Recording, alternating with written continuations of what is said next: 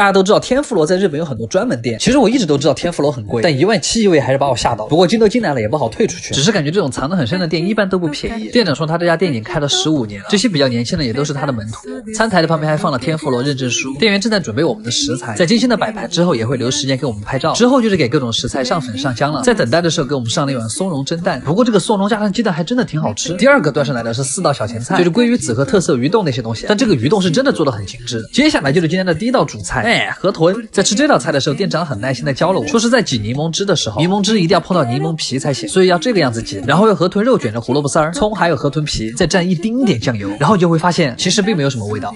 不过河豚肉是完全没有腥味的，并且还有一种淡淡的草香，可能这就是高级料理吧。接下来就是各种螺和鲍鱼，这儿开始才是真正的天妇罗。店员这里也会给你介绍每一种食材，在这一盘里面选择你自己想要吃的顺序就行了。先来一个甜虾，天妇罗里面的荤菜一般蘸一点玫瑰盐就可以了，这个吃到嘴里真的是又酥又嫩。接下来就是蒸鲷，吃完再来一块松茸。天妇罗松茸是真的好吃，没想到生蚝都可以天妇罗，我就很好奇，真的有食材不可以天妇罗吗？哦，对了，店长还告诉了我们一件事儿，好的天妇罗只会在食材上面挂上一层薄薄的面粉，以保留住食材最本身的味道。最后的主食再来一碗天妇罗茶泡饭和一盘美美的甜品。总之就是今天虽然长胖了，但是我的钱包瘦了呀，那不就抵平了。阿基推荐指数8.5分。Hello， 大家好，我是阿基。前两天我不是在吉祥寺逛街吗？然后在一个小巷子里发现了这么一家餐厅，看上去好像还不错。先来一杯丝袜奶茶，然后点了一个港式蛋挞，下面是像曲奇那样的感觉，吃起来特别的软，然后它中间那个蛋真的超多，再加了一份炒饭，看这个色泽感觉还可以啊。冬天吃热腾腾的炒饭真的很爽，光吃炒饭那肯定不行，再加一份肠粉，切开之后里面有个完整的虾仁，奶黄包也来一个吧。我操，好烫，里面这个馅儿感觉还是不错的。为什么这个奶黄包可以这么烫？最后我们上了一份卤水拼盘，其实这个还没端上来我就已经闻到了味道，他们家的卤味味道比较淡，肉特别的嫩，我爱了，但感觉好像还没有吃太饱。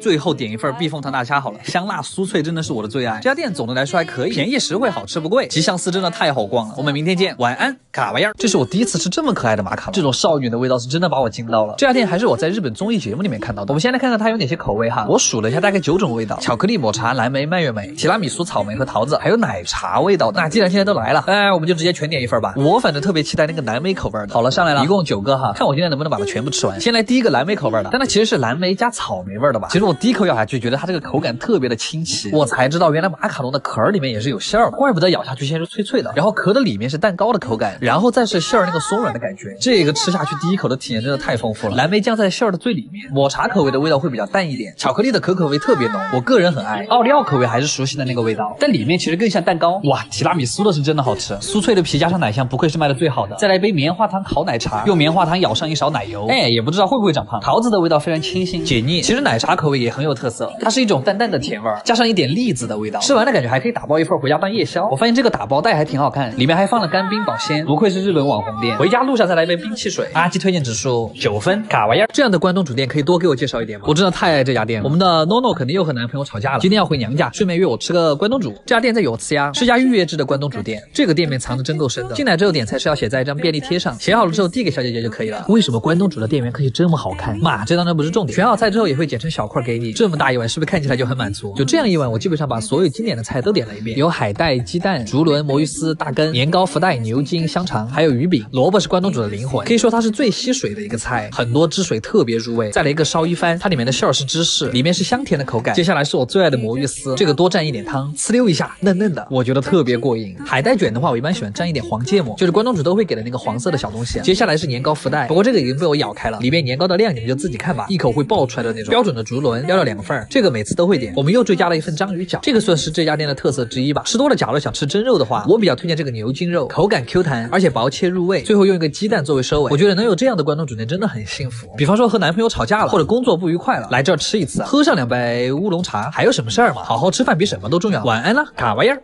我为什么莫名其妙的变成了旅游博主？就最近突然收到了很多旅游局的合作电话，今天我就被邀请到了香川县的小豆岛上面。其实我是一直都很想来这个地方，今天终于出席了。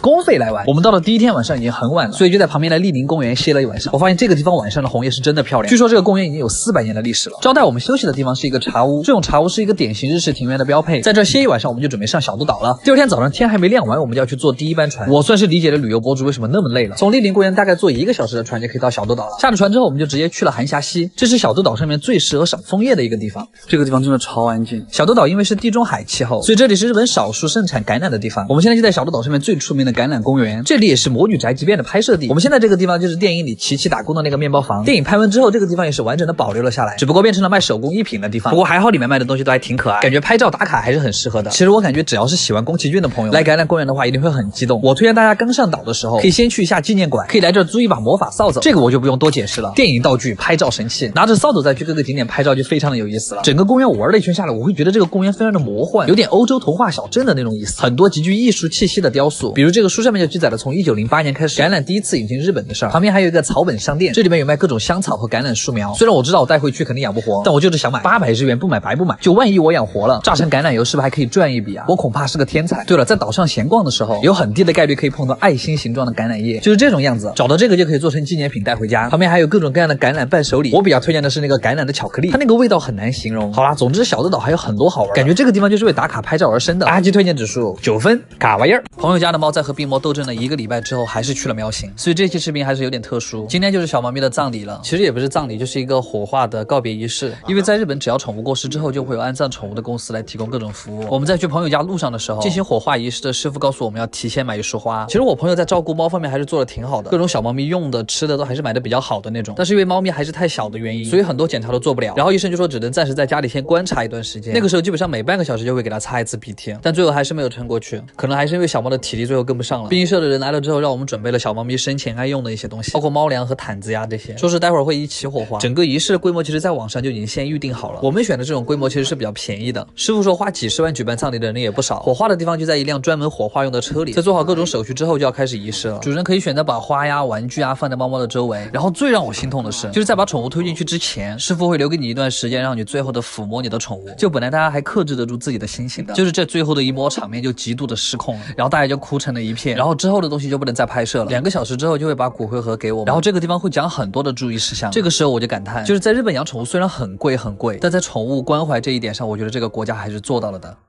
我的妈呀，我居然真的上日本电视台了！虽然有点兴奋，但还是有点尴尬，因为 NHK 其实相当于就是国内的央视这种级别的电视台。但其实说起来也很简单，这个事儿就是我之前不是和日本 JR 开始了一个轻松且愉快的长期合作嘛，然后就在我第2次被邀请去游玩蓝山的时候，然后就不知道为什么当地的电视台就知道了我要来的这个事儿，还说什么一个100万博主要来参观蓝山，然后你们懂的，就对于日本人来说，100万粉丝他们可能腿都吓软，可能因为日本是一个小国家吧，就100万可能比他这个镇的人还多。但其实在国内你们也知道，100万粉丝以上的博主真的太多了，就我去查了一下，光抖音就有17000个，可能这就是所谓的信息不对等吧。然后当天就在我们游玩蓝山的这一段时间里 ，NHK 的人就疯狂的跟拍我们，最后就进行了1次线下的采访和2次的线上采访。说实话，我还挺不好意思的，所以我就在想，如果哪天他们知道了中国有那么多100万粉丝以上的博主的时候，那我岂不是地位不保？好的，我明白了，绝对不能让日本人知道中国有那么多100万博主，让我的虚荣心再满足一下吧。我要再去看10遍这个新闻。卡玩意儿，日本的温泉文化可以说在全球都比较出名。今天我们要探的这家店就是日本情侣都非常喜欢来的，也很便宜的温泉。进门换好鞋，取了票之后就可以去选择自己的浴衣了。我选的是条纹的浴衣和蓝色的腰带，换好之后就是这个样子。女生的浴衣选择会比较多，搞定之后就可以进场了。你别说，它还真的有点像《千与千寻》里面大浴场的感觉，里面的空间其实很大，有各种各样的游戏厅和小吃店。温泉泡腻了我们就可以玩把游戏，都是一些日本很传统的民间游戏。你看像这样就拿到了1等奖，然后就可以选择各种奖品，突然有种穿越回8岁时候的感觉。花10块钱赢了一把玩具刀，旁边还有做手工和捞金鱼这种小项目。我算是明白为什么说它是最适合情侣来的地方，玩个游戏还可以收获满满。温泉泡饿了我们就吃点东西吧，章鱼小丸子加一个香蕉可丽饼，美滋滋。旁边还有专门休息用的大房间，我就不客气了。这样的浴场在日本还有很多，因为日本是火山国嘛，所以诞生了很多大大小小的温泉镇。为了争夺游客，也有各自的特色。但其实也不是每个人都可以天天泡温泉，所以日本人就研发了很多这种泡澡浴盐。所以这样的温泉体验，你可以给多少分？阿基推荐指数9分，卡玩意儿。